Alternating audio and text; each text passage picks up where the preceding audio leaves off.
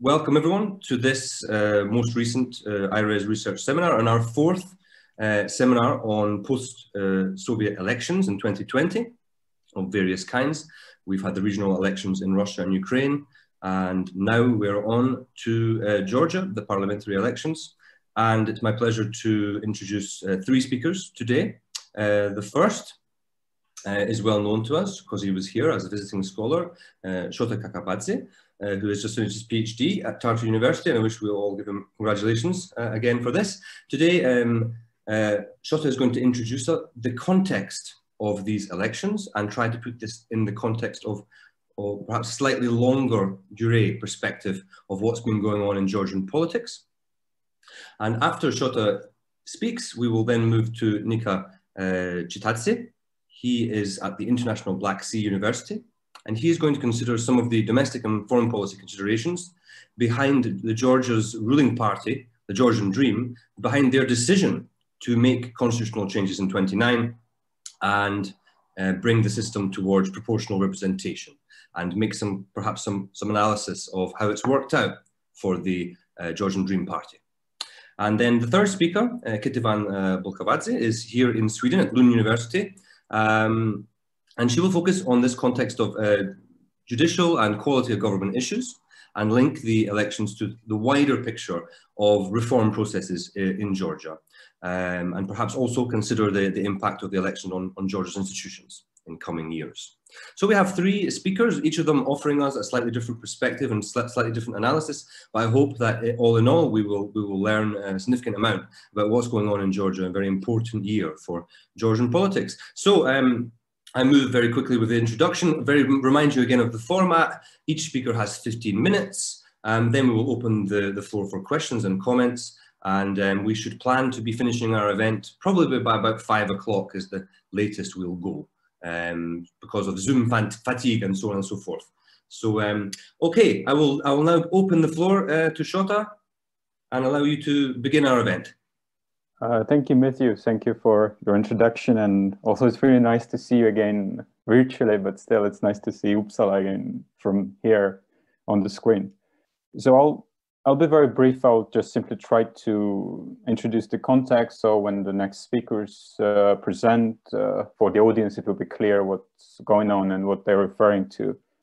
I remember when we had a similar event in my home university in Tartu, and we were thinking of the title for the seminar. Then the title was From Monophony to Polyphony, with the question mark, referring to Georgian folk singing, which is usually the polyphonic singing, meaning a lot of voices combined and synchronized together.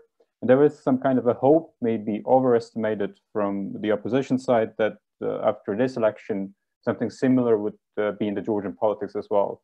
Kind of a polyphony of the voices, meaning the political parties, first time ever forming the coalition government. But it didn't happen yet. We'll see how it develops. But there's a small historical detour we need to do in order to understand the context. So up to 2013, Georgia was strongly presidential republic, meaning parliament was not as important in the political life as it is now, because up to 2013, it became the Parliamentary Republic. But the system itself, the election system since 1995, if I'm not mistaken, has been this mixed election system, meaning that half of the seats in the parliament, altogether is 150, so almost half of it was elected through the single majoritarian districts, meaning that the representative of the party who won the single district would go into the parliament, and half of the seats were filled through the party list, like the proportional list. And as the result, for instance, in 2016, Georgian Dream, which is the current ruling party as well, they got about 48% of support, but ended up with more than 80% of the mandates in the parliament, because they won almost every single majoritarian district.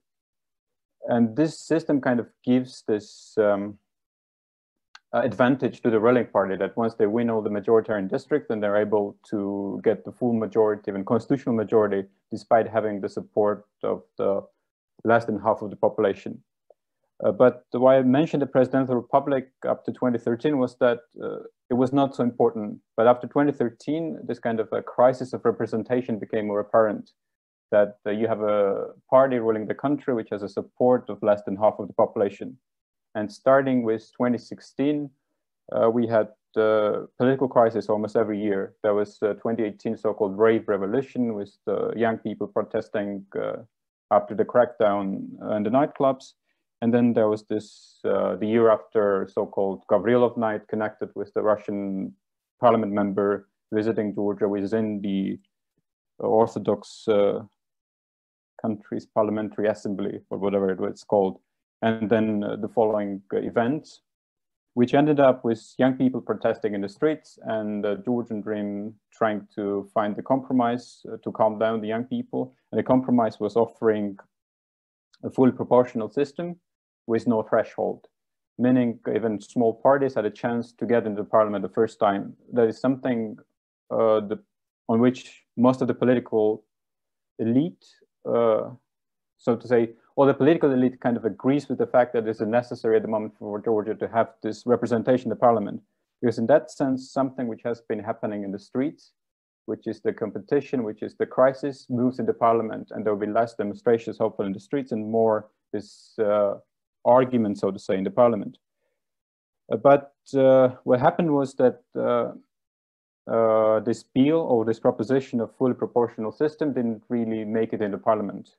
Or rather, it went into parliament but didn't pass. And representatives of Georgian Dreams themselves went against the bill, which caused another political crisis. And then thanks to the diplomats, especially from the US and the European Union, the agreement was reached, which brought the system as close to the proportional as possible, but not fully proportional. So with the system was that out of 150, 120 would be filled through the party list, and rest 30 would be majoritarian districts. And also they put the clause in the agreement that if party gets less than 40% of the votes, even if that party wins all the majoritarian districts, won't be able to single-handedly form the government. And that was the hope from the opposition side, that if Georgian Dream would get less than 40%, then there will be the need for coalition. And that was the system by which the election was held in 2 weeks ago. And also an interesting point was that in the agreement, they included the part that if there's any snap election until 2024, that snap election would be with this system. Because after 2024, the new constitutional amendment enters into force, and then the elections would be fully proportional. But there's also one interesting thing that starting from 2024, there will be 5% threshold, while this election was held with 1% threshold. That means that after 2024, if the election results would be the same as they were now, only 2 parties would end up in the parliament, while now there's a possibility of 9 parties actually getting into the parliament. But the thing is, opposition parties are contesting the results, and they claim there were clear election frauds, thus not recognizing the election result and not even participating into the second round of those majority districts, which are supposed to be on 21st of November. And this means that there's another political crisis, which is Georgian political elite facing at the moment. And what, even as we speak right now, as far as I know, there's a meeting going on at the American embassy between the representatives of the opposition and the ruling party in order to try and find a solution. Because the thing is, opposition doesn't recognize the parliamentary results, thus they do not plan to enter into the parliament and legitimize, so to speak, the parliament politically. Therefore, there's a clear crisis at the moment which needs immediate solution, and hopefully next speakers will elaborate a bit more on that. And once the questions also come up, we will get into details of this. And I think that's very briefly what I wanted to say. And one more point, that at the moment, if opposition recognizes results, there is a possibility of 9 parties getting into the parliament, and Georgian Dream having a very fragile majority, which could collapse any time, especially considering the economic recession, which we have, we are looking forward to in spring due to the economic crisis connected with losing the revenues coming from tourism, or lockdowns connected with coronavirus in the spring, and etc.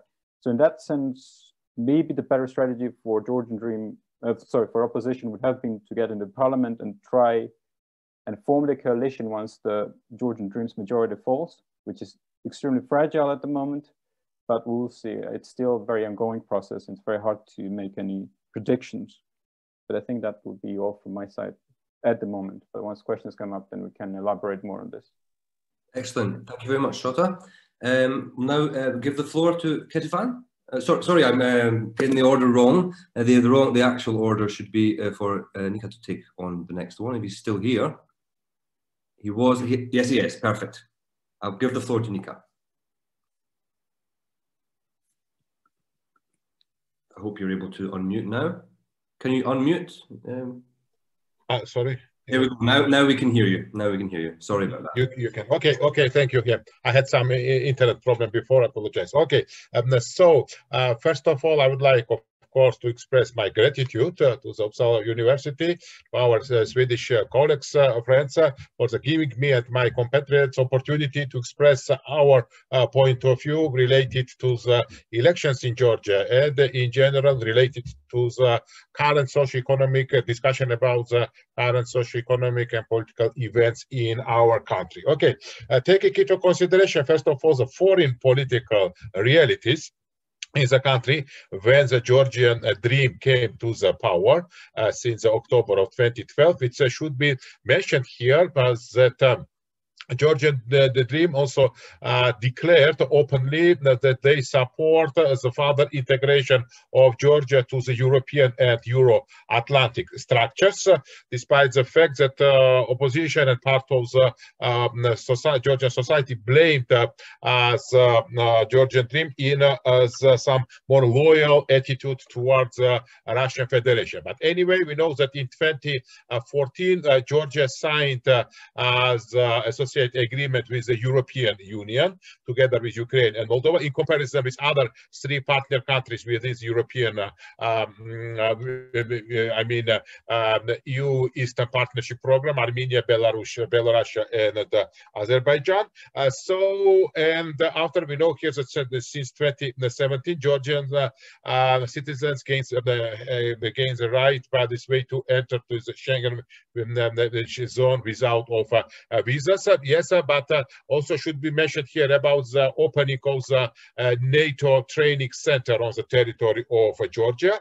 But from the other side, they take into consideration the foreign policy realities, and why I'm talking here about it, somehow I would like to connect it with current events, of course. Yes, I mean related to elections. It should be mentioned here that from the other side, since the 2013, parallelly, the Georgian government conducted the negotiation with the Russian side about the readmission of the re-export of the Georgian products. First of all, wine and mineral water and agricultural products on the Russian market.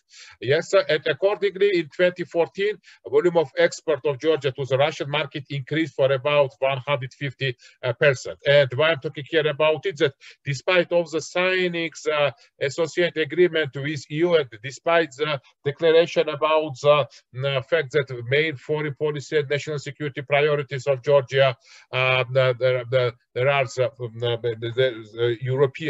is a European and Euro-Atlantic integration. From the economic point of view, Georgia developed more cooperation with Russia, and today Russia, I mean occupant country, yes, okay, which occupied 20% of the territory of Georgia, is the second foreign trade partner of Georgia. The share of Russia is coming more than 10% of the foreign trade of Georgia, and maybe because of this factor, so Georgian authorities were forced to refuse from the implementation of the Anaklia port project. It was a project with a geopolitical importance. I mean, Anaklia port is located in the Black Sea coast, and there were several European and American investors. And Mike Pompeo, for example, U.S. State Secretary, expressed its support to the implementation of this project with a geopolitical importance. Yes, this port could, by this way, produce about 100 million tons of the different type of by this way of goods, etc., etc. And after of it, gradually, by this way, Western countries, first of all, United States of America, started to criticize the Georgian authorities, including the issues of the weakness of democratic institutions in Georgia, and including the issues related to the election code, etc., etc. With regard to the election code, I would like to mention that Shota mentioned here yes, about the events in June of 2019 when the population, important part of population in Georgia protested the visit of the Russian parliamentarian in Georgia, and he's participating chairmanship in the building of the Parliament of Georgia. People protested in the street, and after all, if the de facto the head of the ruling party, Bidzina Ivanishvili, declared about the readiness of the introduction of the proportional system of elections in Georgia since 2020, fully proportional, because we know that before it was agreement that proportional system in Georgia had to be had to enter in action since the 2024. And why it's important for Georgia, for example, this fully proportional system? Because maybe for the democratic, we know here about the different electoral systems in the different democratic countries. Yes, in USA, for example, we know here that about the fully majoritarian system, or in Great Britain. In Germany exists, for example, the mixture system. Yes, part of the parliamentarians in Bundestag, they are elected by the proportional style, part of them by majoritarian. Yes, fully proportional style is in Belgium, in the state of Israel, in European Parliament. Yeah, you know better than me, since 1979. Yes, and Sweden, I know, joined the EU since 1995, and you are participating from the proportional in the election to the European Parliament with a proportional style. But for Georgia, the problem was using of some administrative resources by the authorities within the majoritarians. For the democratic state, it's not the problem, but for the country where the democratic institutions that are weak, it's a big problem. For example, in 2016, when, for example, in Georgia existed the system according to which 77 parliamentarians among 150, they were elected by the proportional system, and 73 by the majoritarian system. And with regard to majoritarians, Georgian Dream managed, because of it's ruled by oligarch Ivanishvili, yes, and by the using the financial resources, etc., yes, okay, to win in each 73 majoritarian districts in Georgia. Accordingly, during the parliament of the 9th session parliament in Georgia, within the period of 2016-2020, we had, by this way, system when the Georgian Dream had the constitutional majority. It's a problem for the country with a weak democratic institution. Not for Sweden, for example, because I know the situation when Social Democratic Party, it was the incumbent party for 65 years, if I'm not mistaken, yes? But it's not problem for Sweden. Sweden, which is democratic country, neutral country, I know, since the 1814, and but where, for example, superiority of law exists. But in case of Georgia, there are some problems. Because of this, it was important, of course, for Georgia to introduce the fully proportional system, but no, unfortunately, we know here that it did not work, and finally, because Parliament in autumn of 2019 did not support the idea of the amendments in the Constitution of Georgia, but finally, because of the involvement of our Western partners from EU, from United States of America, we know here that somehow this crisis somehow was resolved, and the final agreement was that the Georgian population had to elect 120 parliamentarians by the proportional style, and to give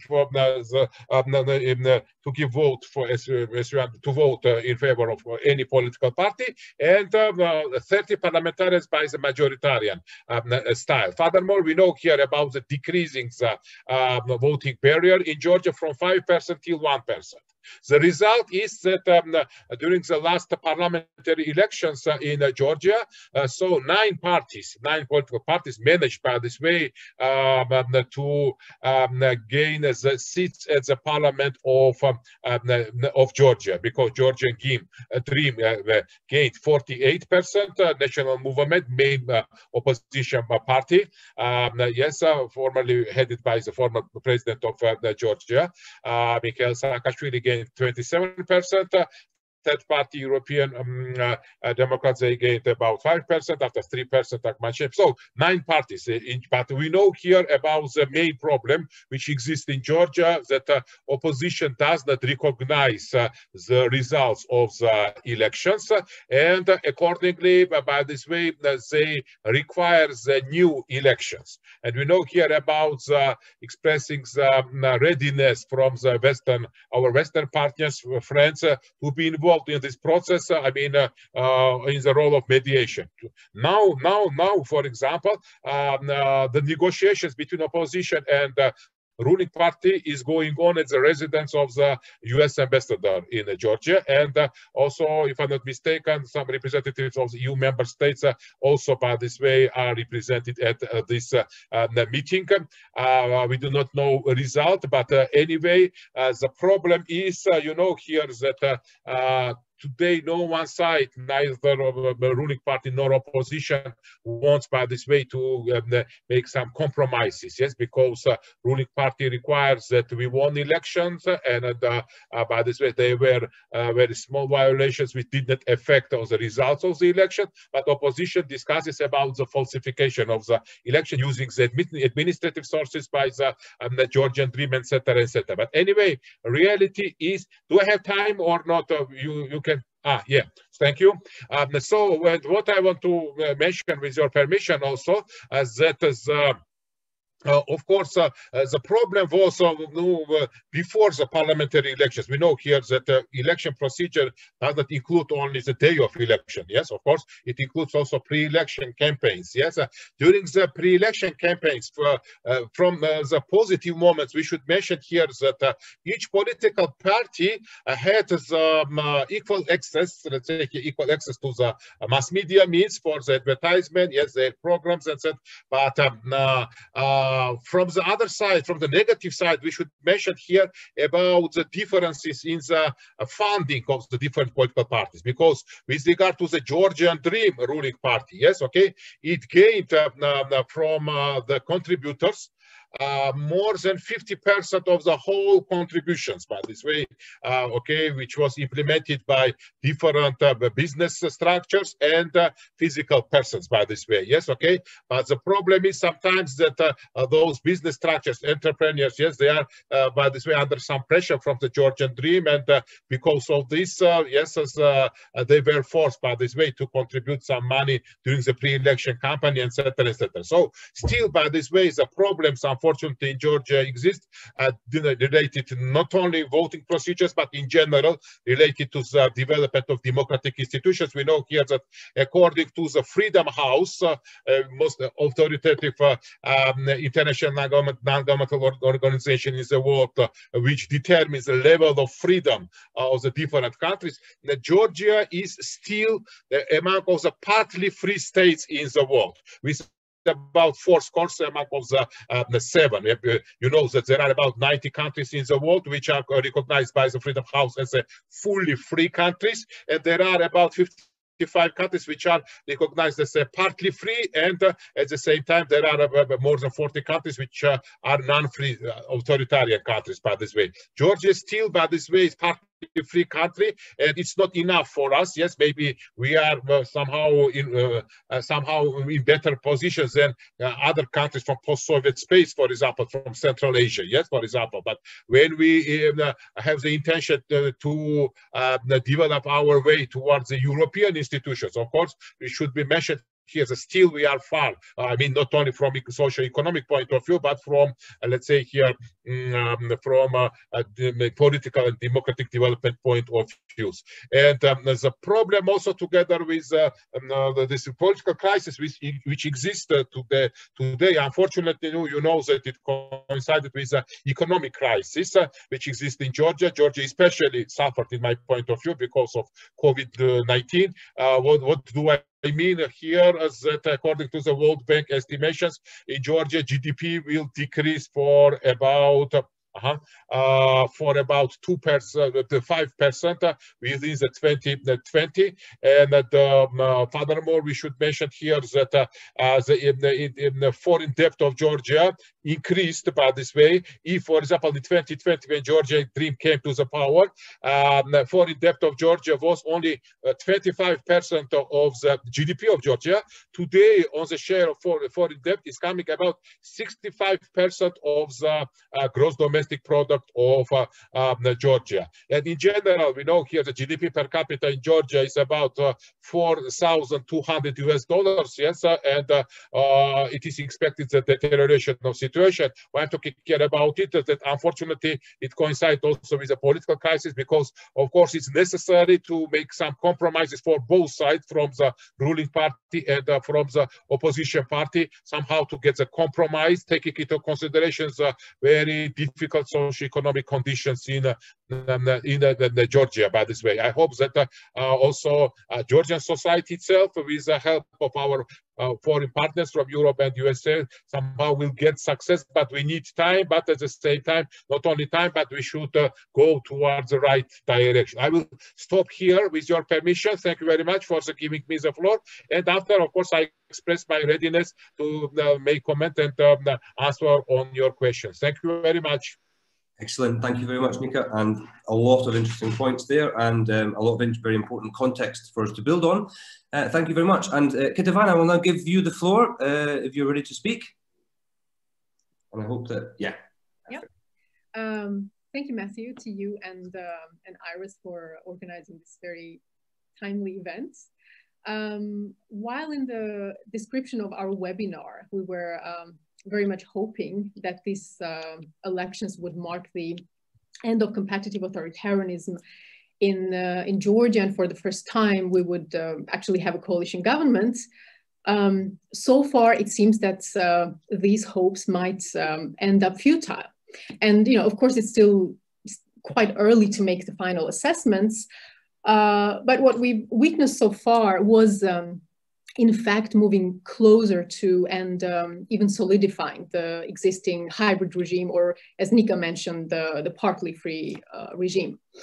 And, you know, why we were all so hopeful, both Shota and Nika mentioned the constitutional amendments, but just a quick recap, because the number of proportional seats were increased from 77 to 120. The party threshold to enter the parliament was reduced from 5 to 1%. And finally, there was introduced a new requirement of 41.54%, very exact number of proportional lists to single-handedly form a government. And, you know, all of these should have ensured greater party diversity and, most importantly, coalition government. So there was this fundamental expectation that the country would finally break the cycle of, you know, what Henry Hale calls dominant power politics, right? Where one party of power is basically replaced by another party of power. However, instead of the coalition, we saw that what has been reported as electoral misconduct, and again, the scale of it is still debatable, basically handed the ruling GD a third consecutive electoral victory. And the way it was done was also basically a handbook example of elections in partly free and hybrid regimes, right? What's the key defining feature of hybrid regimes? It is uneven political playing field. And according to scholars whom you had yourself mentioned in the introduction of the webinar, Levitsky and Way, these are civilian regimes where formal democratic institutions exist and are generally perceived as primary means of gaining power, but where incumbents abuse state institutions and resources so excessively that opposition forces are basically hamstrung by uneven political playing field. So the competition was basically very much real, but also very much unfair, right? It was real in a sense that the GD did not eliminate the contest.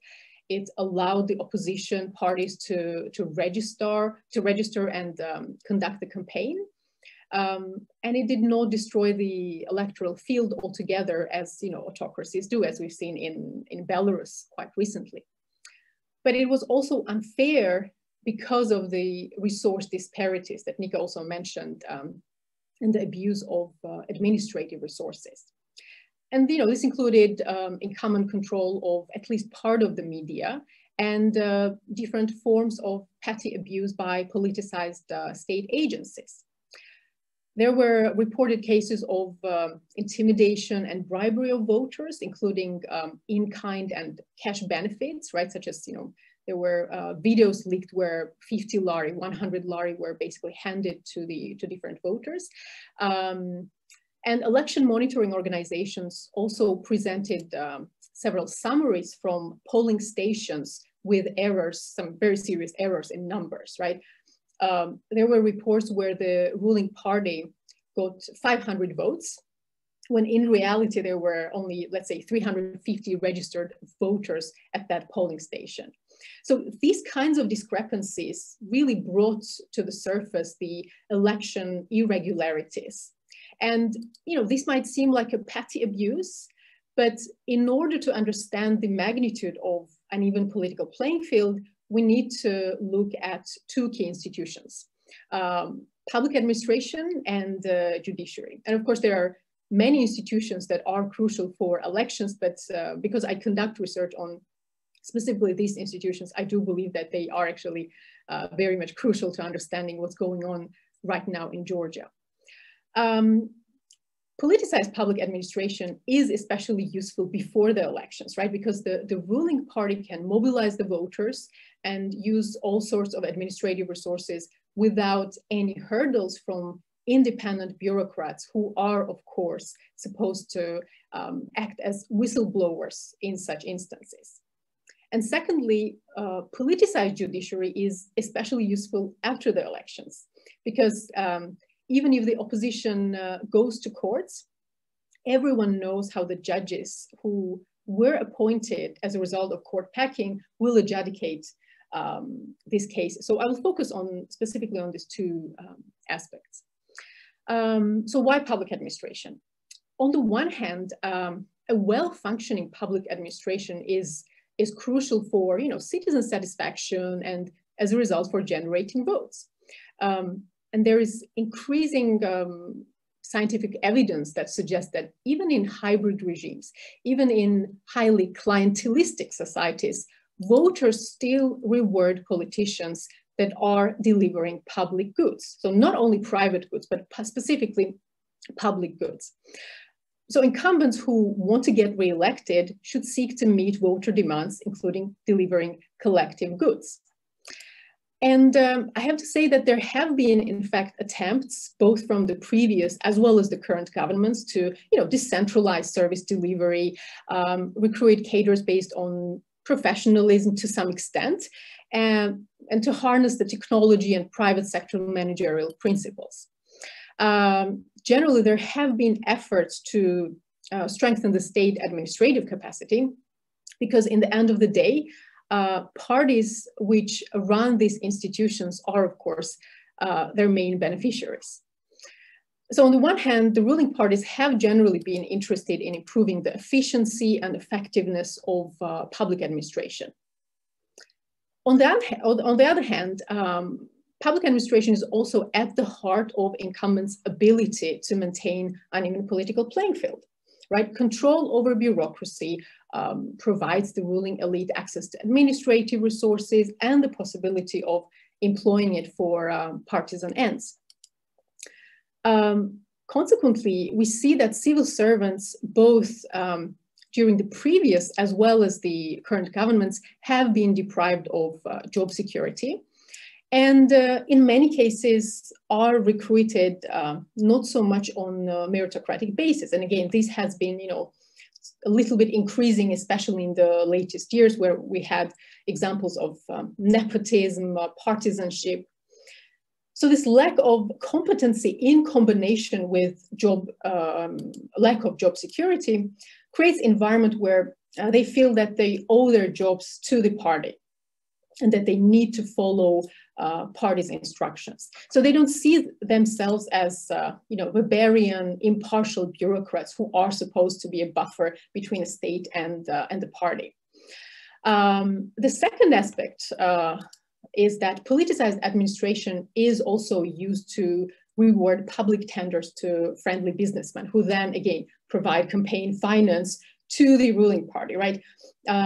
Just recently, Bellingcat, as well as Transparency International Georgia, published a report which showed how in order to quarantine Georgian citizens after international travels, it has been government has been rewarding the public tenders to those hotel owners who then have been noticed to donate funding to the ruling party. So there are these reciprocal arrangements which obviously create a resource advantage for the ruling party.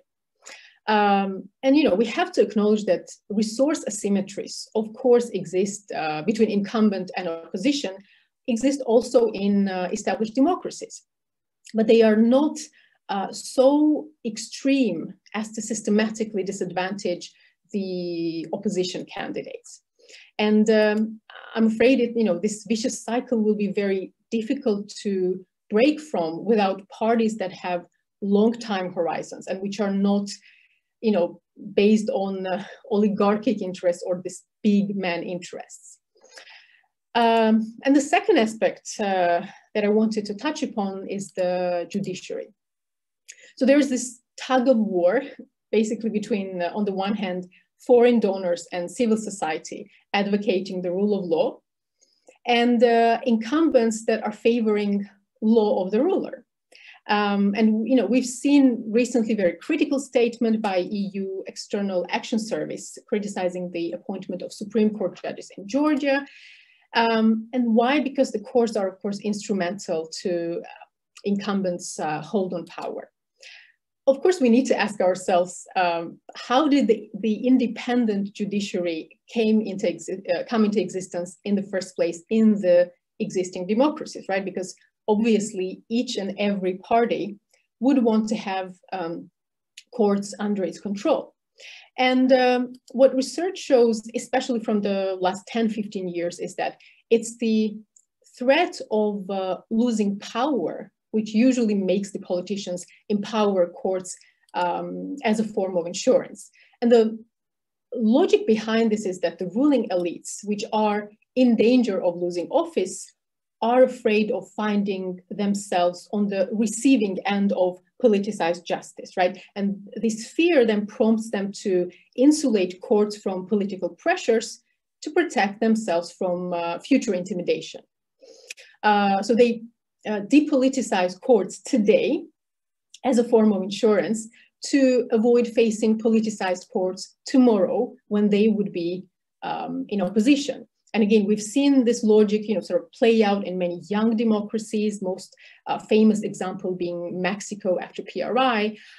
However, for this to apply to countries like Georgia, Ukraine, Moldova, other hybrid regimes, there is one crucial aspect missing, and that is parties should expect to survive in opposition to think about long-term insurance. But unfortunately, in countries like Georgia and other EAP countries in the neighborhood, parties have very short time horizons, and they are not even sure if they will survive in opposition.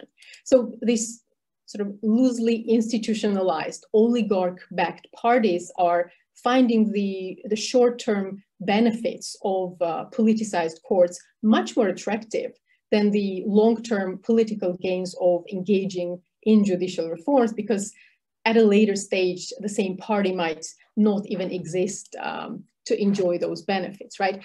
So again, we go back to the problem of party institutionalization, and that is something that I will gladly talk a bit later during the Q&A session, but I will stop here and yeah, very much hope for interesting questions. Excellent, thank you very much, Kadivan. And we have come back to Lucan Way. I was very glad to go back to Lucan Way and go back to the description that we had when we came up with this event. and certainly a lot to think about in terms of the role of institutions. So what I'd like to do, I have a few questions that I would like to ask, but I'm opening the floor to everyone who is present. Those who would like to send a question through the chat, that's fine. If you would like to connect up to your video, you just let me know, you send me a message and I'll connect you up and you can make a comment or a question directly. I know the participants will also have probably a few questions and observations for each other. But before I let them give their questions, I will just offer, the first question is for all three of you to consider responding to. So one of the ultimate reasons for a failure to make a transition out of this hybridity, out of this kind of, well, mixture of democracy and authoritarianism, one of the ultimate reasons for this would be the lack of independence of institutions. Which has just been underlined. So that's one of the key things I was going to ask. What else is there that we need to consider in the big picture that can be important in being a deciding factor? And here, thinking about the post-Soviet space, I'm thinking about Georgia. Many are looking at Georgia as the ray of hope in some ways, out of the existing candidates, minus the Baltic states. If we just look at the post-Soviet states minus the Baltic states, they are the ray of hope. They are the poster boy of the Eastern Partnership project. And so, is there any other model? You mentioned Mexico, Ketivan, that we have some other models where this transition was completed. And I thought maybe we could just come up with some other factors other than the independence of institutions, which is very important, but anything else. And I'll throw in an extra question from the beginning of the presentation I wanted to ask. Now, yes, this is the same question. It's another side of the question. Pluralism by default suggests that the collapse of these competitive authoritarian systems happen at a period of critical weakness. And so it's not in fact done by conscious reform. It's not when they have enough power, the ruling party has enough power to keep control of the administrative resources, and it has the will to govern and the confidence to govern. It just keeps on going until a critical moment comes. So this is a little bit reflecting on what Shota was saying, that there have been successive crises in Georgia, 2016, 2017, 2018. Georgian politics to the outsider appears rather turbulent. And then also Nika makes that point. There's socioeconomic issues, there's economic problems, there's foreign debt, and there is so are we coming? Is it this? And then on top of this, now we have the political crisis of the opposition not recognizing the election. So those are kind of questions and some comments. I wonder if you could all respond with additional thoughts. Maybe whoever is ready to go first can just indicate they want to go first.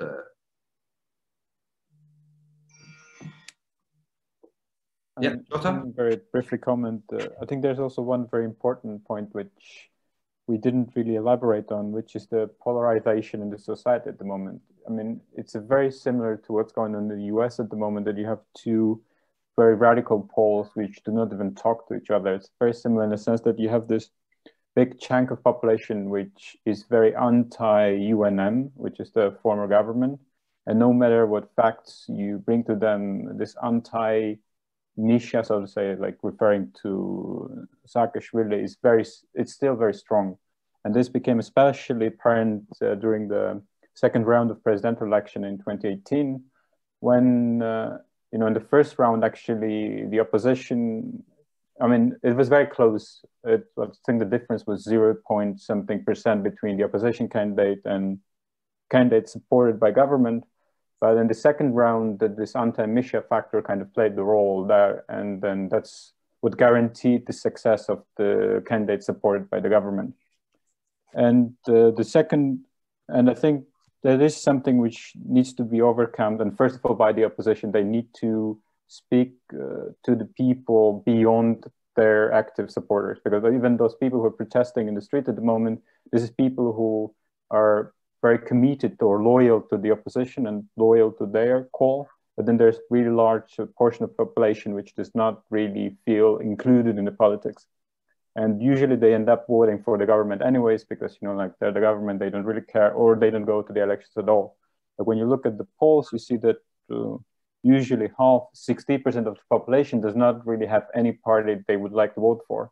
And that is like the problem for the opposition, and that is where they need to work, I think, in order to get the stronger support.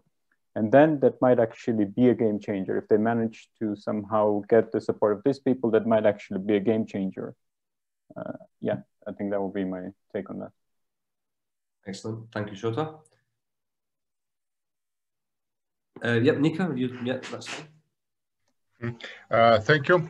Yeah, I think first of all, one of the problem in Georgia related to the development of democratic institutions is sometimes, let's say, here the political culture, yes, of the society. Shota mentioned here about the polarization itself of our society. Yes, not only political elite but society, because sometimes, how to say, you know, there is a lack of people who express the tolerance towards a different point of view. Yeah, of course, but at the same time, we know here that the main base of democracy, by this way, what it is interconnected. It's connected with the tolerance principles of tolerance. Yes, and pluralism itself. Yes, and unfortunately, this let's say confrontation is within the society among all the people who have different point of political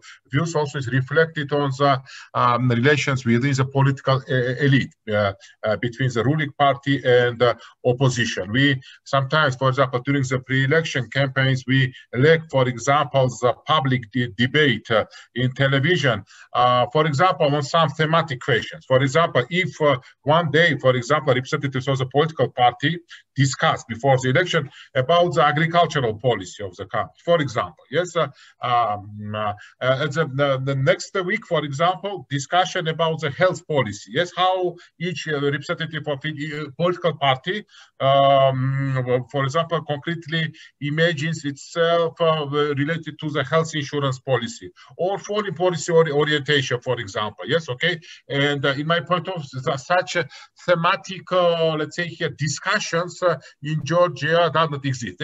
Here, for example, you know, who will cry more and abuse other opponent, but this why is considered as a strong person, etc., etc. Of course, it's not very good, but this way, it's let's say here, it will not. It will not create a convenient base for the further development of democracy in the country. Yes, furthermore, other problem, by this way, one of the main reason of the problem related to the democracy, maybe it's a lacking of the knowledge among the population related to the their right and right of the others. We know here John Locke, one of the representative of the liberalism, yes, once mentioned that your freedom is ended when it started as a freedom of another person. But unfortunately, here, for example, very often people do not know their rights and rights of the others, and because of this, I think very much is dependent on young generation. By this way, yes, okay. I required, for example, to teach in one school the subject under the name of civic education, for example, related to the field of democracy and human rights, including, by this way, voting procedures and institute of election, etc., etc., etc. So, okay, and I think that we have very long way, and very much is dependent not only political elite but on each citizen. As once, you know, the great philosopher Plato mentioned that dignity of the state is dependent on the dignity of each citizen, each inhabitant of the concrete country. When, by this way, in this case, we will get success, I think that after a governmental party will not dare, by this way, to abuse the power, to abuse, for example, to falsificate election, any authorities. Not today, ruling party Georgian Dream, but in future maybe will be other. But and I think that this readiness of the society for democracy should create a convenient base for getting the superiority of law, in my point of view. Yes, thank you. Excellent. Thank you very much, Nika. So now we are thinking independence of institution. We're thinking about the polarization that Shota mentioned. We're thinking about the political culture, the levels of participation and experience of democratic participation in the population. And we're also thinking about education. So we've thought about a number more factors that to consider in this transition out of hybridity. Thank you very much. And Kedivan, I will give you the floor. Yeah, Thanks for great points. One thing I would like to add, and again, this is something that whenever I'm asked about Georgian politics, which is what is the biggest problem, I always mention it is first and foremost party institutionalization, and rather the unbounded uncertainty that is characterizing the elections in and party systems, right? Again, in Western democracies, we have bounded uncertainty, right? Which means that there is uncertainty about who is going to win elections. In partly free and hybrid regimes like Georgia, there is uncertainty about what's going to happen to the party if they lose the elections, right? They either completely disappear from the political arena or you know, become targets of intimidation by the new, again, party of power, dominant party. And it's this unbounded uncertainty and the fear of being out of office, which makes the, again, dominant parties to sort of clinch to power and politicize public resources.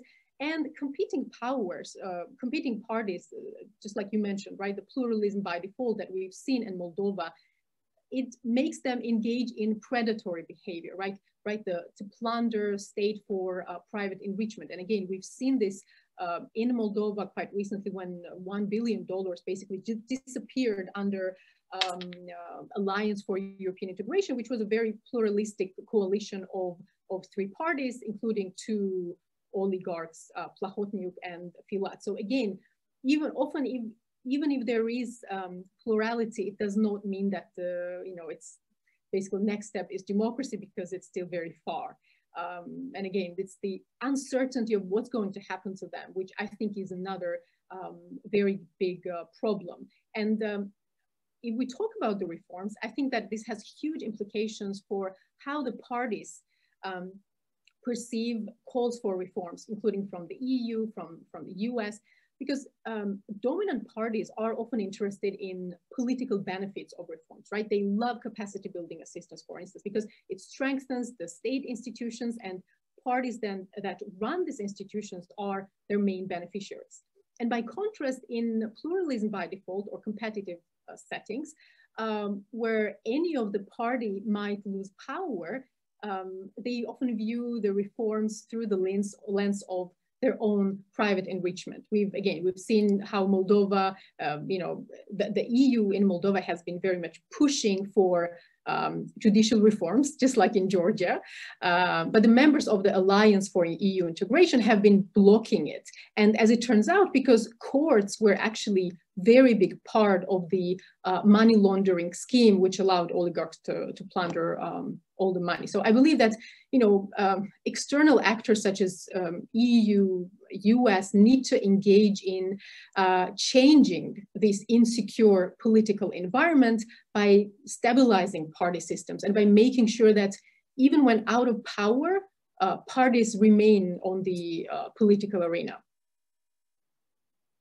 Yes, that's already given me a kind of an answer to what should the external actors be doing, because we had this earlier image of the use of administrative resources and how can they counter this, petty violations and so forth. But yeah, turning the focus to stabilizing the party system is a very very interesting point. A couple of questions from the audience. I will start with Tornike Mitreveli, if I pronounce your name correctly. And I'll ask you to unmute, and then I'll go to our colleague Leo as well, Ramberg. But first of all, Tornike. Okay, thank you. Wonderful. And thanks to all the three speakers for a very nuanced account.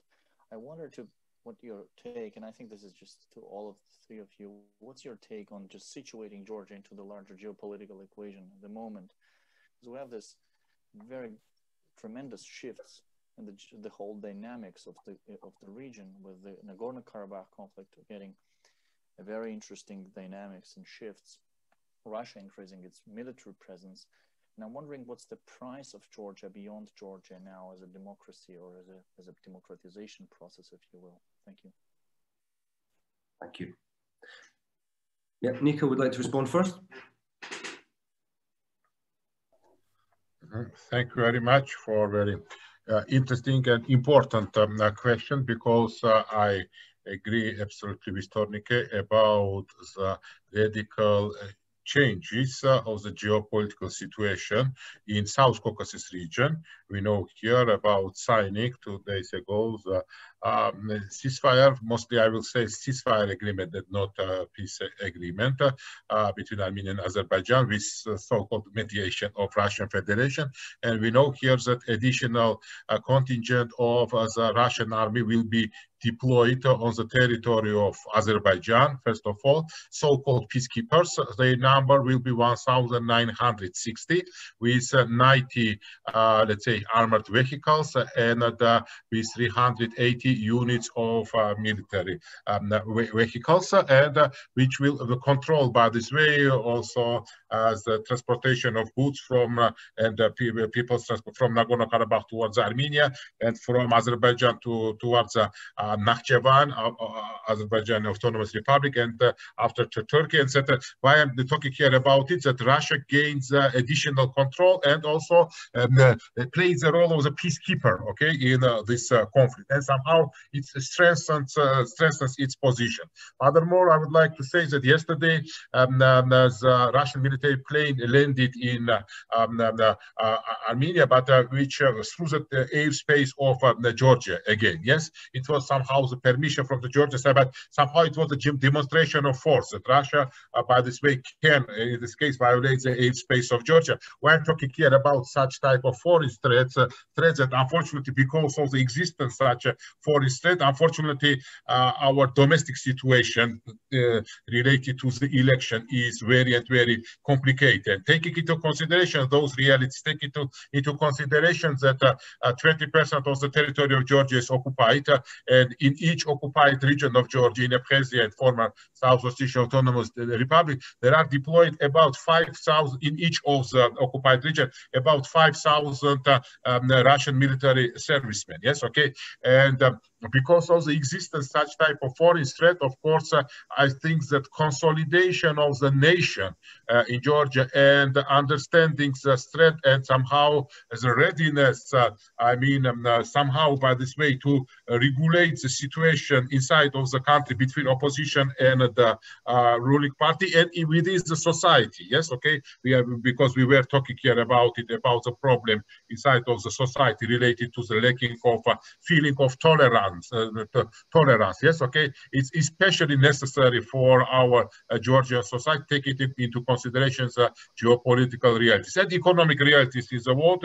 We know here anyway about the difficult economic situation in Georgia and whole world, but because of COVID-19, we know here that according to the estimation of the World Bank, the world will lose about $5 trillion within the 2020. But no, especially such countries which are dependent on one sector of economy, and Georgia is mostly dependent, for example, on such sector of economy as tourism, and Georgia lost about 95% of tourism. It, of course, will decrease, especially by this way, the volume of GDP in Georgia. So, taking into consideration the foreign threats and economic realities, I think we really need somehow let's say here the compromise within the society and within the political elite of the country. But no, unfortunately, situation is anyway complicated.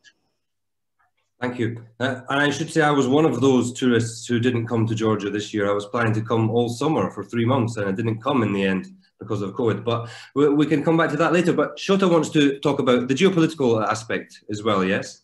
But before that, I had a small point to elaborate a bit what Ketevan was saying. I mean, one very interesting thing when it comes to Georgian politics is when we say party in Western Europe is very different from when we say party in Georgia. Again, when you look at the party list, the ballot of the election, there were almost 60 parties on the ballot. Like there were at least 4 different Christian Democrats. There was like New Christian Democrats, somebody else's Christian Democrat, then real Christian Democrats. Because you don't also have this like ideological understanding of party. You don't really have people who actually vote for, I don't know, Social Democrats or Labour Party because they believe in socialism or they support, you know, the view of the laborers. Like you have people who are in extreme right-wing party one day and next day they can jump to like a radical left party and it's totally normal for them. So in that sense, I think that the whole field which also needs to develop in order to get to this well-established, you know, like democracy, that you actually don't really have a party system in Georgia, such you have parties around one person, so to say.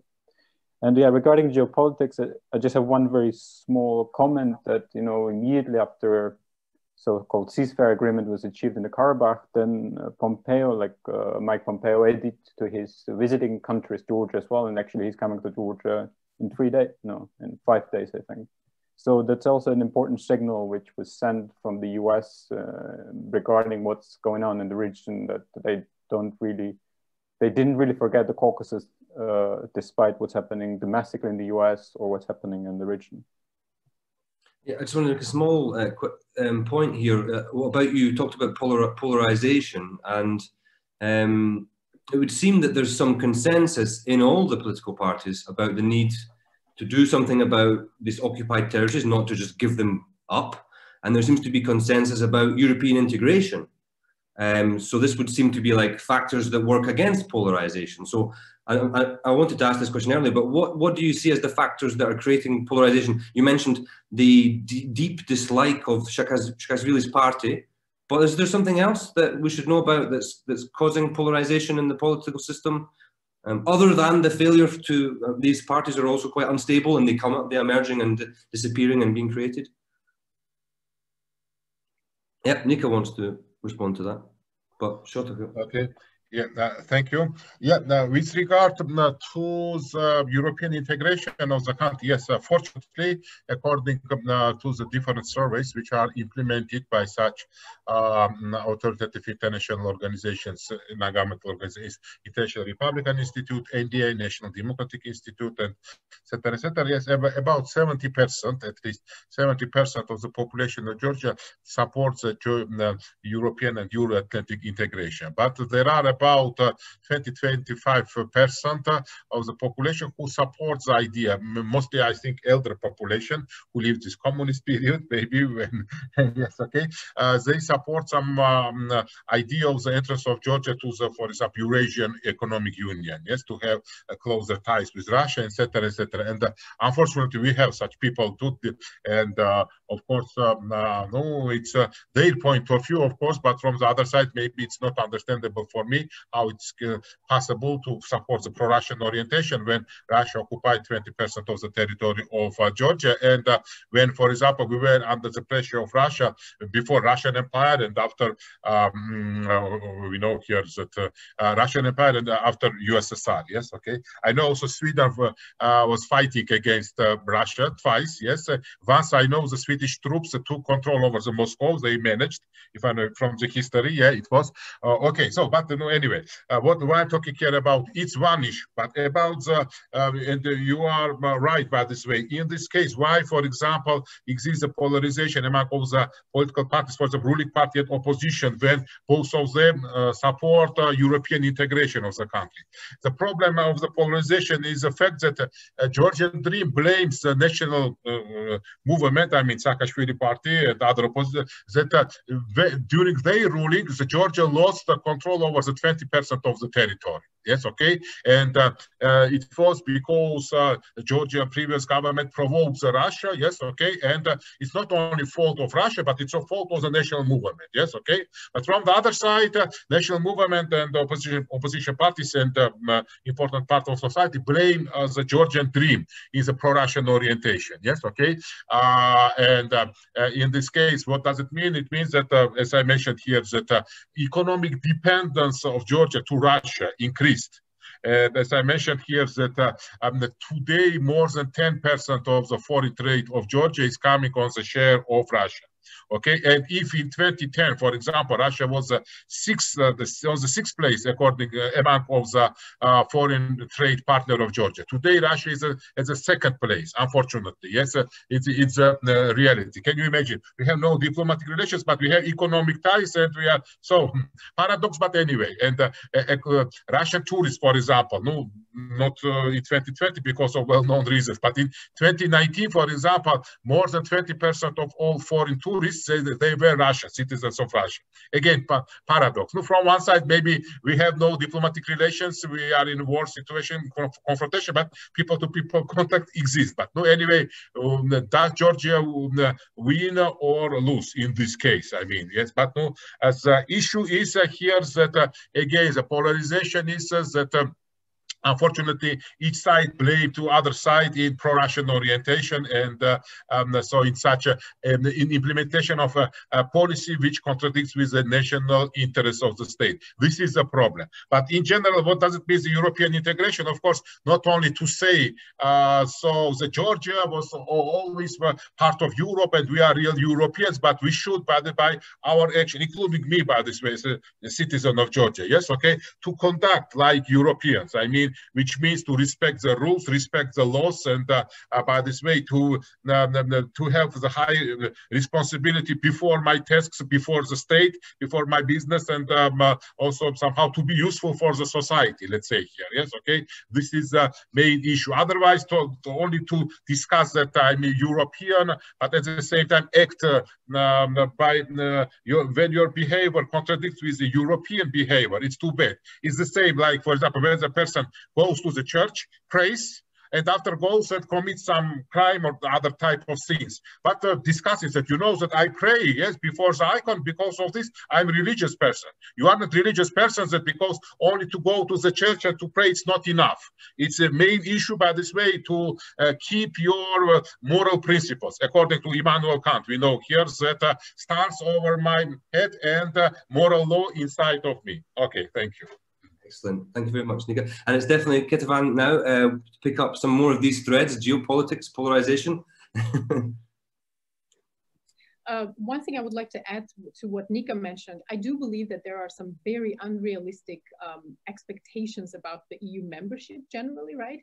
That, you know, we will become members in 4 or 5 years, like very, very short and very concrete years.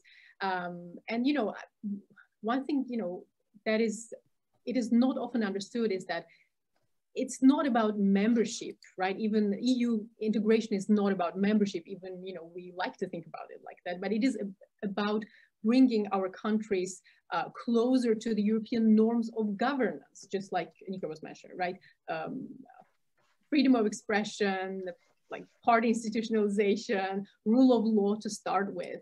And, you know, as a result of that, then we might become attractive potential members. But I'm afraid that, you know, because of these very high EU expectations or euphoria, there might be some disappointment, and that will not be, in the end of the day, very good for EU sentiments, which are still very high, but again, there has been some fluctuation.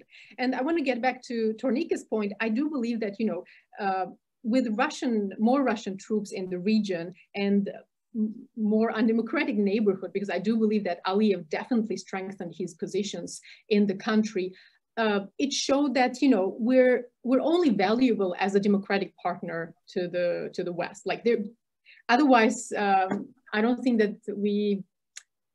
Yeah, if we become more autocratic, or if competitive authoritarianism strengthens, I do believe that our value will only decrease. Yeah, and as a result, maybe, you know, dealing with our own conflicts and getting support from EU and the West in this process will also very much decrease. So yeah, that was my comment on that. Excellent, thank you. Leo has been waiting patiently to ask a question. Are you able to unmute yourself, Leo? Yes, I am unmuted. Yeah, thank you very much for very interesting information we have got today. I'm moving a little bit to this COVID, which Nika mentioned, that it is a kind of crisis because of COVID, and I understand it's economic crisis, certainly. But the question is, it's also political crisis. If we look at the European countries, so it seems that almost all countries, the ruling parties have received very much more support because of COVID and the integrated policy needed to combat the problem. And now, so it seems that it is an economic problem, but not political crisis, at least now. So I would like to ask to open a little bit more that what kind of consequences, what kind of processes you have in country with COVID, and what kind of expectations there are to win the problem. Add a small thing to Leo's point. I was following the COVID regulations in Georgia all year very closely. But in our previous election seminars, we've talked about the effect of COVID in Ukraine, Belarus, and Russia, and very different effects on Lukashenko, on Zelensky, and on Putin. So yeah, this is the question: what has it been the effect for the Georgian Dream Party? Yeah, Kitavan likes to go first. I'll have a very quick comment on that, because just yesterday I was attending another webinar where they literally discussed this in a form of a graph. So you could see how support for the government was really increasing up until mid-September. And then once it really exploded, the COVID exploded, and you had increasing numbers of infected people, it slowly started to decrease. And again, we are only now seeing how it affects the government approval in combination with the elections. So yeah, so far, government definitely has been able to, or up until mid-September, government has been able to capitalize on it and increase its own support. And another thing which I mentioned briefly was also the financial aspect of it, which was again, this context was very much used with in the procurements, and I do believe that there has been more funding donated to the ruling party precisely because of this reciprocal arrangements and the hotel owners often being recipients of the public procurement. So yeah, I think more or less. So up until mid-September, GD has been benefiting from it, but we also will see some of the disadvantages of it and suffering. So we're only seeing it now. Thank you very much. It would either, yes, Nika. Yeah, Nika, you can take the floor. Thank you first of all. Thank you for the question. Yes, we are related to the COVID-19 as one of the main problems for Georgia from the economic point of view, is that Georgia was unprepared for the fighting against the COVID-19, taking into consideration the economic situation in the country. And can you imagine, for example, yes, as I mentioned here, the GDP of Georgia is about $17 billion US. And at the same time, in 2019, because of the tourists, Georgia was visited by about 9 million tourists, and the income of Georgia was about $3 billion US. Accordingly, let's say here that about 20% of the GDP of Georgia is coming on the tourism sector.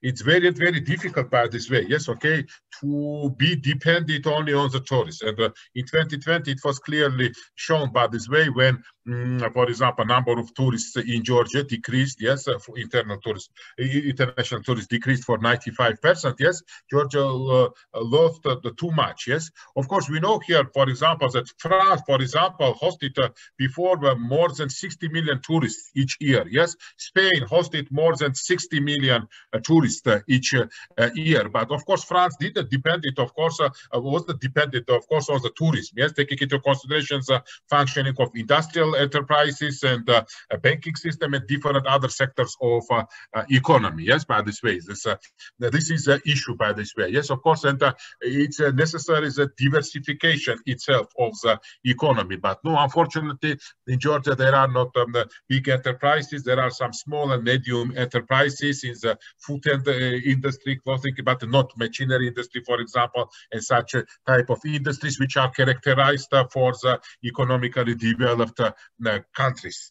Okay, so and accordingly, as I mentioned here, that according to the World Bank estimations and estimations of the European Bank for Reconstruction and Development, the GDP of Georgia will decrease for about 5% in 2020, and in the second quarter of the 2020, GDP of Georgia decreased for 12%. Can you imagine by this way that the problem? And at the same time, as I mentioned, foreign debt of Georgia increased increased from 25% in comparison with the Georgian GDP towards about 60%. Now about Georgian foreign debt is about 60% of the GDP of the country. And from the medical point of view, also it's necessary to point out here also about such factors that yes, Ketevan mentioned here that during the spring and summer, Georgia somehow was managing successfully to fight against COVID-19. We had about 20-25 cases, yes, okay, and number of victims till the September, yes, was no more than 20 in general. But unfortunately, today, for example, according to information, there are about 2,000 infected people in Georgia by the COVID-19. So, and in this sphere also somehow the failure was showed, unfortunately, so, and which affects negatively on the political, economic situation in the country. And with regard to the unemployed people, the number increased for about 300,000 people. Now, yes, I mean, number of the unemployed people. So this is the issue, but with regard to COVID-19, let's hope that we know about German and American companies. Yes, Pfizer, for example, and a German company who, by this way, work over the special vaccine, which was useful for about 90% of the people, illness people. And let's say, I think the situation will be improved in 2021, including in Georgia. I mean, the whole world will defeat, I think, COVID-19, including Georgia. Let's see. It's a global problem. Fingers crossed for good news on this front. And just to clarify, if we say that COVID-19 negatively affected Lukashenko and certainly negatively affected Zelensky's ratings and his ability to carry out his program, we can say the picture is unclear in Russia with Putin, given the falsification of numbers, and we can't be really sure about polling data that seems to show a decline in Putin's ratings and in the continued stagnation of United Russia's ratings. But to just sort of clarify, what do you think about Georgian Dream in 2020? It's difficult perhaps to make a conclusion given what you've mentioned about the use of administrative resources, but has COVID-19 overall been a good thing for them? Shota, you want to respond? I think there are two ways you can look at that. Starting again in the spring, we were really lucky. I don't really know what were the reasons, to be honest. I guess it needs more analysis in the long perspective, but since we were very lucky in the spring, it was something which was really exploited by the ruling party in order to promote their stand, so to say. And our prime minister was depicted as kind of a good manager of the crisis who managed to secure Georgia and save it from the coronavirus attack. It was kind of a hope. Georgian Dream was going to the elections with hoping that this would really win them the majority in the parliament. But then September kind of changed the picture, because in the September, as you know, the summer season ended and then people started returning back from the sea resort, etc. Then pandemic went into full scale, and immediately the support for the government started going down. And and we had a discussion for a bit about the possibility of postponing the elections for later time. And then it didn't happen. And one of the possibility, or rather, let's say the rumor has it that Georgian government was afraid that if the election is postponed for later time, their rating will be even extremely low, and therefore they would prefer to do it as soon as possible. And that's actually where I started my talk, was that spring is going to be extremely difficult. And if Georgian Dream manages to stay in the government with majority, the majority is going to be very fragile and most likely fail due to the economic crisis. And that could be the negative effect of the coronavirus in the long term, that in the spring, they might actually face serious challenges due to the effects of the coronavirus. And obviously, whoever's going to be in the government, they're going to face this challenge. But if it's going to be a Georgian Dream, then they will be the ones who will get negatively affected thanks to coronavirus. Yeah, excellent. Yeah, I did get the feeling that from the Georgian government's perspective, they were doing quite a good job in comparison to Armenia, Azerbaijan, and Russia, the immediate neighbors. So they were able to show this kind of idea of good governance, and we are following the right procedures. And yeah, so it's interesting. Thank you for clarifying that, Shota. Yeah, Ketevan, please.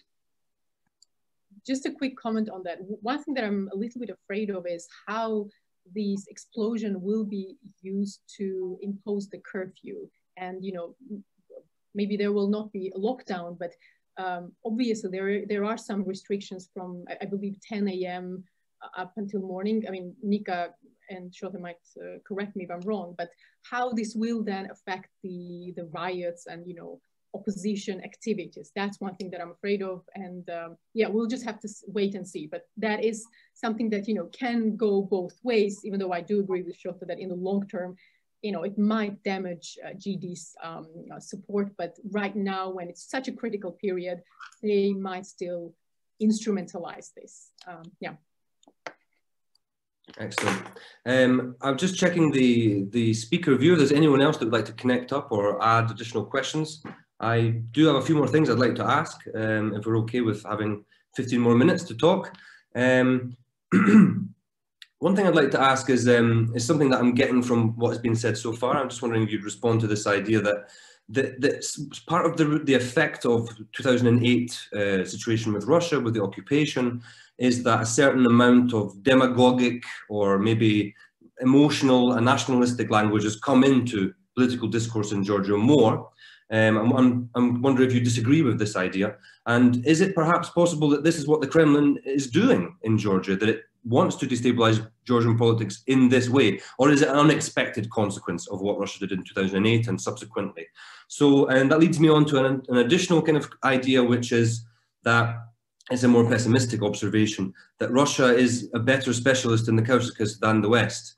They know how to play with the different regional actors, and they know the dynamics better, and that somehow this is what we are seeing with the West's expectations about Georgia and the West's response to Nagorno-Karabakh being perhaps not very impressive in some ways. Not really something we can say that they're doing a good job of building a strategy moving forward for the next 10 years in the Caucasus as a whole, and not just, but of course Georgia should be at the center of that strategy, as Ketevan mentioned. So I wonder if you might want to respond to a few of those points, two ideas.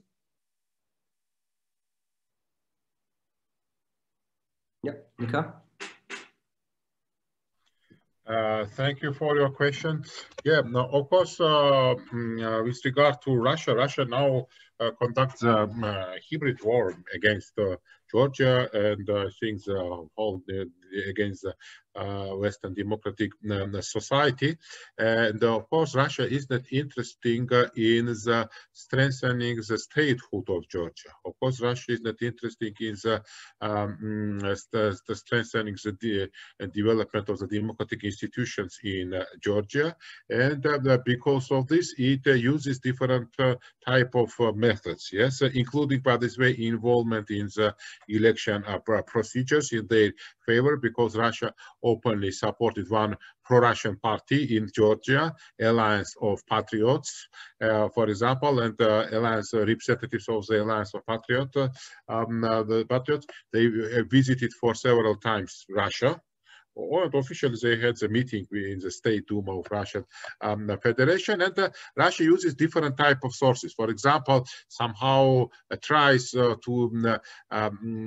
somehow, how to say, to discuss that they are Orthodox, yes, and how, by this way, also two Orthodox nations, Russian and Georgian, should be together, for example, yes, okay. And they sometimes use this even Georgian church. There are some representatives in the Georgian church which have the influence on the population, yes, okay, during some religious rituals, yes, who discuss, for example, the fact that only Orthodox religion is a true and real religion, and with regard to the Catholics, Protestants, etc., yes, okay, they are, by this way, unfair, and by this way, so the West, by this way, is interconnected with homosexualism, with some bad behaviors, etc., etc. So anti-Western propaganda, Russia tries, by this way, to use anti-Western propaganda. It's one of the most important through the political parties, through some so-called non-governmental organizations, through, by this way, some even representatives of the church in Georgia, unfortunately, yes, okay, and also sometimes conducting, let's say here, cyber attacks. It have been implemented several cyber attacks against Georgia, some websites of the cyberspace of Georgia in general, yes, and furthermore, very interesting also that about the Russian policy is occupied territories of Georgia, because Russia tries somehow to encourage the inhabitants of Abkhazia and Tkhinvali districts that they are the liberators of the Ossetian and Abkhazian people. And with regard to Georgia, yes, okay, Georgia, they were occupants. And as a comrade Putin, I cannot call him Mr. Putin, but comrade, tavarish in Russian, yes, they used during the common spirit. And comrade Putin once mentioned that neither Abkhazia nor South Ossetia were part of Georgia before. It only during the Soviet period that under the Stalin regime, yes, okay, those territories forcefully were part of the Georgian Soviet Socialist Republic, etc., etc. And because of this, I think we need some resistance and to use maximally, by this way, the social networks, etc., to inform our compatriots from Abkhazia, from Tkhinvali district, yes, compatriots there are, that in reality, only in Georgia, within Georgia, they will be able to keep their self-identity, national identity, let's say here, and culture, etc., etc. And always from historical point of view, both Abkhazia and Tkhinvali district were part of the Georgia from historic point of view. It's very long history, but of course we have limited time, and but maybe at other seminars I can discuss about some historical, how the historically both territories were belong to Russia, to Georgia, sorry. And one moment, and I will stop here. Of course, with regard to decreasing the rate of Putin, yes, in Russia because of COVID-19, yes. Yes, why? Because first of all, we know that Russian economy is dependent on the export of oil and gas. Export, by this way, the export of oil represents 30% of the income of Russian budget, for example. With regard to natural gas, we know here that each year Russia exports about 200 billion cubic meters of natural gas on the European market. Yes, okay. But today, because of the decreasing the consumption of gas in Europe and decreasing the prices on oil from 60% per barrel in November 2019 to about 25, today about $40 per barrel. Yes, no, Russia lost very important incomes. And so accordingly, by this way, weakening of Russian economy will weaken, let's say here, the imperialistic ambitions of Russia, including their ambitions and their fighting against the Western democratic society and against Georgia. Thank you. Well, that's good that you ended on an optimistic note. But it's very glad that we got a chance to talk about the Russian role and this question of them having a vested interest in polarizing identity discourses and cultural wars. Shota, please.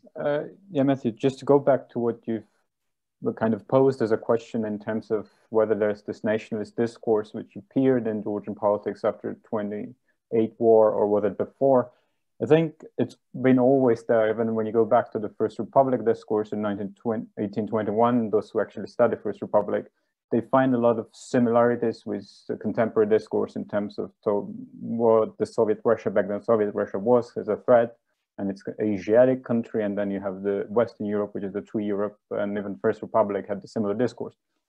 But there's also one interesting point that Russia is kind of a taboo in Georgian politics. Even this culture wars you mentioned about, even those extreme conservatives who oppose anything liberal, let's say, like, I don't know, gay marriages or religious freedoms, etc. Even those do not openly support those parties that have pro-Russian foreign policy orientation. What I mean is that, for instance, the Alliance of Patriots, which was mentioned before, they are one of those parties which pose themselves as populists, those who are the party of the true people versus, you know, the corrupted elite who serve the Brussels or the Washingtons, etc. But despite that, and despite their extreme conservative stand and Georgian society being very conservative, they don't really manage to get the support. And the reason, I think, has to do with the Russian role there. Also, this right-wing groups, like there's this Georgian March, and even, like, I know, those who are really closely associated with church. Despite, like, the church is the most popular institution, they're the groups associated with the church, the Russian factor really does play a role there, and therefore they're not really getting any popularity. Yeah. Thank you, Shota. Itivan, please. Yeah, so one thing I would like to add regarding the Russian involvement, or Russia sort of increasingly utilizing the local actors to also undermine the pro-democratic and pro-EU reforms, right? And Nika mentioned about nationalistic parties, but I just wanted to bring one example from Ukraine, which I think once again sort of showcases the problem.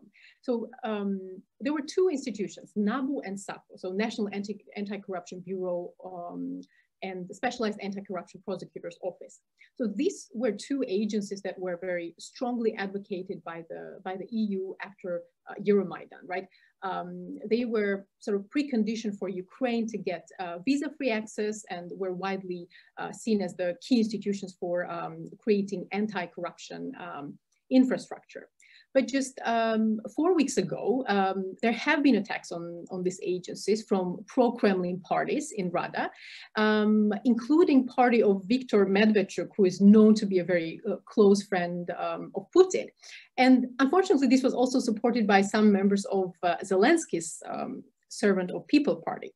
And I think that Russia understands that as long as there are powerful local actors that are interested in maintaining the status quo, that is actually good enough, right? Because status quo means not changing the corrupt environment, maintaining powers that the oligarchs yield, not changing the party system, which is again built around this big man and not ideologies, right? And in the end of the day, these are the factors that hinder Ukraine, Georgia, and Moldova from actually getting closer to the EU. And it is also more beneficial for Russia because it sleeps under the international radar, unlike cyber attacks or disinformation, which we hear a lot about. So again, I think Russia is very smart about using this local actors inside the region, not just in Georgia. Excellent, thank you. So if I could offer the last question before we finish today, to just zoom out a little bit from Georgia and think about perhaps the Eastern Partnership project. It's around 10 years it's been moving forward. And I just wonder if we could finish with some comments on, well, there is this question of America being a little bit different from the EU and what they're doing in Georgia. And so I wonder if you have any comments about the difference between the EU and the USA and what they are doing in Georgian politics. But apart from that, talking about the Eastern Partnership as a project, where it is achieving success in Georgia, we should finish on a positive note and talk about some achievements, because I think it's good for a broader audience that we talk about that. And perhaps we could think about what you see as the big, where they need to put the big focus for the next step, for the next improvement of the prospects of this project. I thought that could be not a bad way to finish our discussion, if you have thoughts or comments on this. Nika, you can go first, yeah. Yeah, first of all, of course, I would like to express my gratitude to your country, because Sweden, together with Poland, they were initiators of the Eastern Partnership program. And Carl Bildt, your former Minister for Foreign Affairs of Sweden, was involved in this process, who is a great supporter of Georgia. And we know that by the initiative of Sweden and Poland, this Eastern Partnership program has been established in 2009. And of course, there were done several steps by this way related to the strengthening the cooperation between Georgia and European Union. Among all the positive steps, it should be mentioned, of course, signing of the associate agreement between Georgia and the European Union in June 27 of 2014. And this document includes more than 1,000 articles.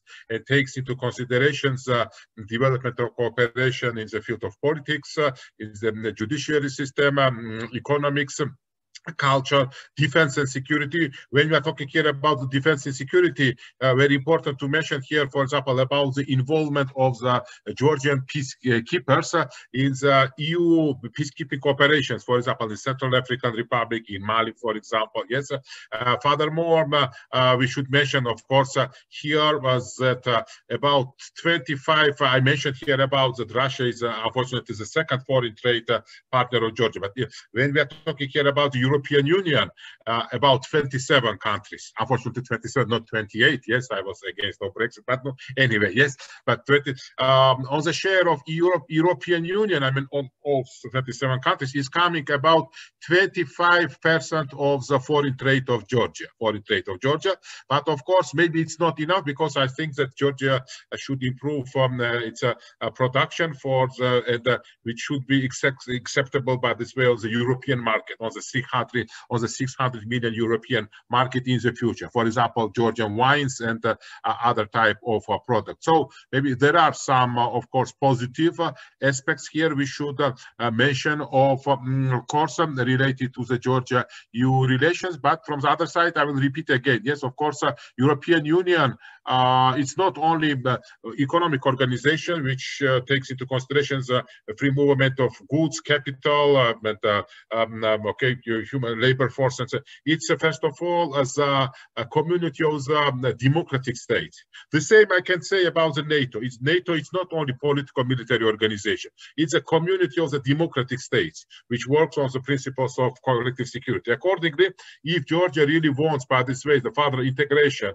to the European and Euro-Atlantic structures, first of all, democracy should be the main base, I think, for the approachment of to these two institutions, and somehow to create a convenient base to be the part and potential part of the world democratic society in the future. Now, with regard to US, also, of course, we know here that US also is our important partner. All this US, after the gaining independence by Georgia, US government increased more than $4 billion in support of Georgia. I mean, the implementation of a different type of projects. And of course, we're gratitude for both for Western democratic society and Western financial institutions. After the aggression of Russia in 2008, we know here about the Brussels Donors Conference, which was held in Ottawa 2008 during the world economic crisis, when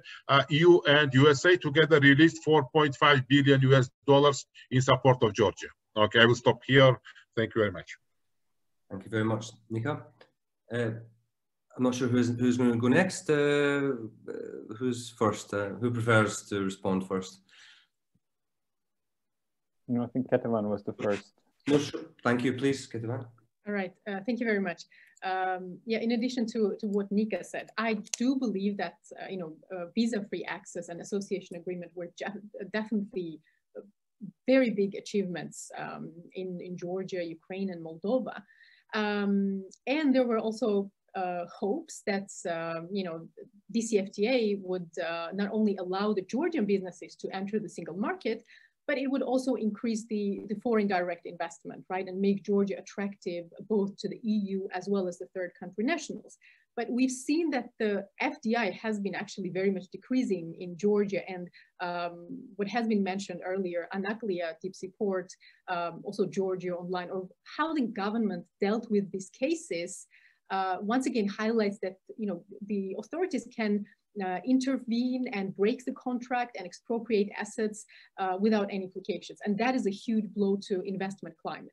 And, it will be very difficult for Georgia or any EAP country to capitalize on these achievements without addressing structural problems. And again, one of them being judiciary, because, it's very difficult to increase FDI and invite investors if there's not independent courts. So what EU should do, I do believe that EU needs to use more specific and strict conditionality, right? Use of carrots and sticks, and be very specific that, well, you will get these carrots, but you have to, these benefits, but you have to, reform the judiciary, High Council of Justice, like linking very, very specifically carrots to the reforms. That will be my final comment. Excellent. Thank you very much. And Shota, you have the final word. Yeah, I'll just elaborate a little bit on what Ketevan said, that there was this one Georgian comedian who once said a very funny thing, and I always use this example to characterize how the Eastern Partnership is perceived in Georgia. So basically he said something like, so how things done in Georgia is that the order has to come from above. So for somebody, the order has to come above, and for them from above, for them for above. And for that person and above, it should be in the association agreement. So the way the things are done in Georgia, whenever there's a reform, they say that, you know, like, it's written in association agreement, therefore we have to introduce this kind of reform or that kind of reform. So that's kind of a incentive or a driving force. But on the other hand, there is a clear disagreement on what does the partnership imply. Like, it is the partnership, well, but what does it mean? If you ask the Georgians, they would tell you that partnership means getting ready, joining the European Union. But if you ask in the Brussels, what does partnership mean? You know, it's just partnership and that's it. There's no membership perspective or path. So I think one thing which needs to be addressed is what does the partnership mean? And another point is that there should be the clear goals. Yeah, like you do this, then you get this, and there should be definitely more for more. Like if you're, let's say, a better student or behave better, then the benefits you get should be more. I think, yeah, that would be my final comment. Yes, indeed. There's lots of little carrots and little sticks, but we need a big, big, big carrot that's very visible for the whole population.